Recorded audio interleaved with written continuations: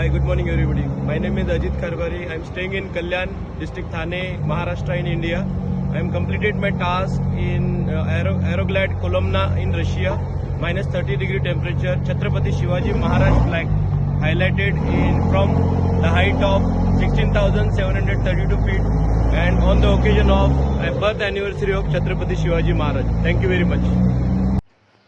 कल्याण के नामांकित अजित कारबारी इन्होंने रशिया में शिव जयंती के अवसर पर एक नया वर्ल्ड रिकॉर्ड किया।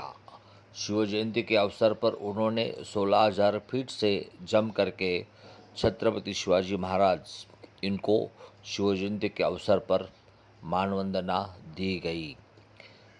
पूरे महाराष्ट्र और इंडिया में से ये ऐसे जंप करने वाले अजित कारबारी ये पहले स्पोर्ट्समैन रहे। धन्यवाद।